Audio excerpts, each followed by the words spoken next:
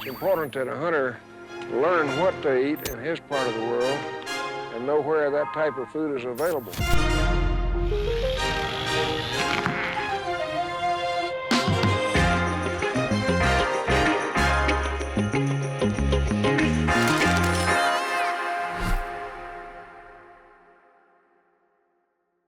Welcome to the first episode of Deer Dirt Season 3.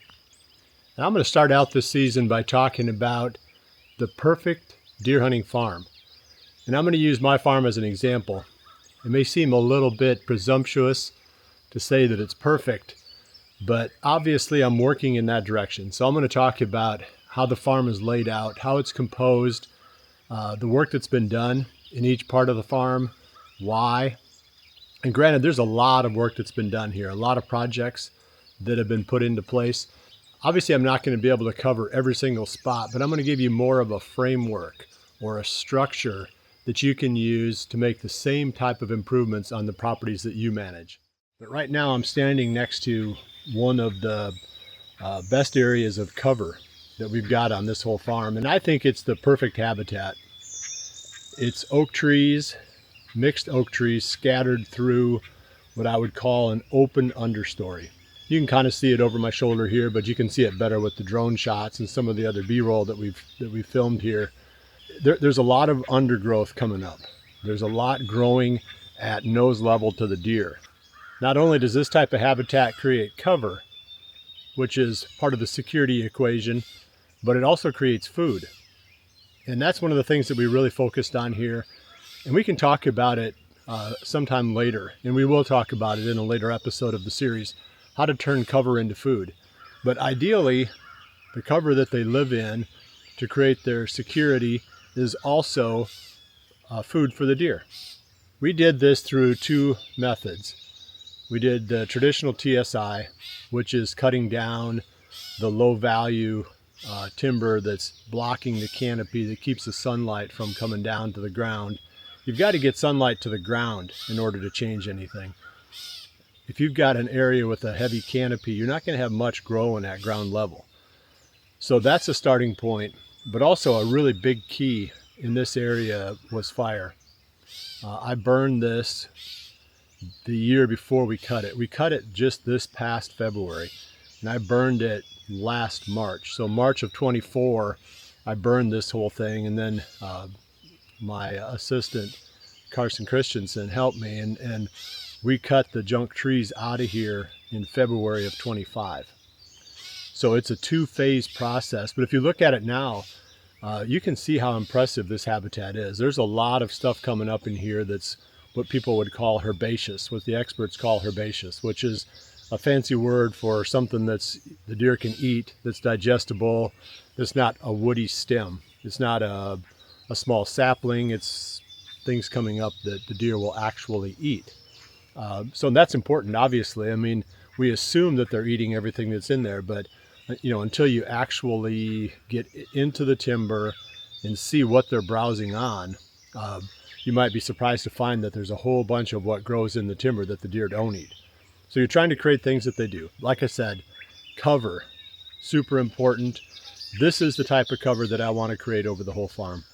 And we've got a good running start on it. The whole farm has not received this treatment yet, but I'd say maybe a fourth of it has. And every year we try to add to the number of acres that look like this. So the whole purpose of the fire is to make sure that what's growing is that first generation. They call it early succession. It's the little small saplings, it's the plants, it's the things that are young. And if they're young, the deer can eat them. It's when they start to mature and then they create another canopy level. That's the stuff that the deer don't eat, and then you're back to that same situation again where you've got shade on the forest floor, and nothing's going to grow in that environment. So that's the role that the fire plays. Not only that, but on this farm it did a great job of clearing out all of the junk in the understory. There was a lot of invasive plants. We had Japanese barberry here, gooseberry, which isn't a traditional invasive because it's more of a native plant, but it still is something that we're trying to get out of here because it can take over an area And then the third one was the multiflora rose. And the fire did a really good job of clearing that out. So you get the junk out, and then the TSI opens up the canopy, lets the sunlight in, and then you get a regrowth of the stuff that the deer will eat. So that's habitat. That's 1/4 of the formula, and the spot here, I think, is the best example of that I have on this farm. I mean, I'm going to try to make the whole farm look like this to the extent that I'm able. Behind me is another example of habitat on this farm. This is a spot that was among 30 acres when I purchased this that was open. This was the transitional areas between the traditional cover, the habitat, the trees, what was growing on the slopes, and the valley floor. And this was an old cattle farm. So this area was open. These 30 acres were basically grass areas, grassland. And for the most part, grassland doesn't serve a purpose in wildlife management. It's awesome for cattle because that's what they eat. But I had to find a way to convert that to a more sustainable, long-term, traditional type of habitat that the deer and other wildlife could benefit from. So we planted all 30 of these acres to acorns, oak trees. And you can see behind me is one spot that has 2 good growing seasons behind it. And this will be the third. And then I've got a spot that I'll show you here in just a minute that has 1 good growing season, and this will be the second. And you can see that these areas are filling in, that nature sometimes needs a little boost. Sometimes we've got to help it out a little bit. And I'm going to talk about what we planted into these areas, not just the oaks, but we've also planted a number of shrubs and other types of thicket forming plants that the deer can benefit from, and other wildlife too. But I'm going to come back to that in a later episode, so look for that a little bit further into this series. At this stop, I'm going to talk about food. This is a cool spot because I've got the clover on one side of this field, and then I've got corn planted on the other. And exactly what you plant in your plots isn't as critical as the fact that you've got enough to cover the entire year's requirements of the deer that live there. I think that's a shortcoming that a lot of people have. I think they just don't have enough food, or they have too many deer, one of the two, because you're not just trying to get the deer through the hunting season when it benefits you. You're trying to get the deer through the entire year as healthy as possible, which means you got to get them through the winter. They have to come out of the winter in good enough shape that they're not devoting all of their energy to restoring their body condition or their health in the spring, where they can go right into growing antlers if they're bucks. And in the case of the does, to keep them healthy enough that they can raise really healthy fawns. So health, the overall health of the deer is super important, and food plays a big role in that. And we were talking about habitat and how habitat can be food, and that's important, and it's a big goal on this property. So you can eliminate some of the requirements for the, let's say, man-made or the planted food plots by having really, really high quality habitat in the timber. So keep that in mind too. So this is a great spot, like I mentioned. I've got the legumes on one side, which I think having clover is super critical. I think it's one of the most overlooked things that you can plant on a hunting property, because the deer love to eat it in the spring, the summer, and the fall.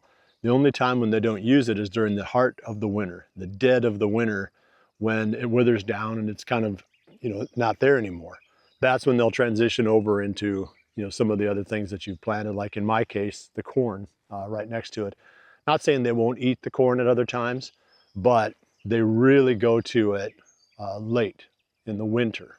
And that's when they come off the legumes like the clover. There's a lot of different formulas on what to plant, a lot of different blends out there, and they all can make a lot of sense. Just try to keep it into those 2 categories. You've got your spring, summer, fall foods, and you've got your winter foods. As long as you have enough of both, then you basically have covered the whole formula for the perfect food supply. So that covers the what to plant. I think it's also super important to talk about where to plant. That's not a simple thing to answer because every property is a little bit different. Understanding the neighborhood, knowing where the neighbors hunt and where they sit, where the pressure is highest. All those things factor into making that decision of, where to plant your plots. I like to be more centrally located whenever possible. I like to keep the food towards the middle of the property. That way the deer are working in that direction in the evenings.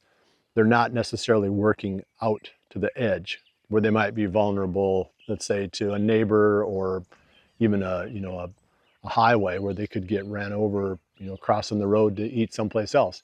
It's ideal if they bed around, let's say, the basic fringe of the property and feed toward the middle. Whenever you can do that, that's best. But you're a lot of times at the mercy of the property itself. Where are the flat spots? Where is the soil good enough that it will actually grow decent crops? Some of those things are a big part of that discussion too, of where to plant. But spreading it out into different parts of the property, but keeping it internal. I don't like one big food source in the middle, if possible. I would want to have multiple smaller ones kind of scattered around, interior or internal to the property.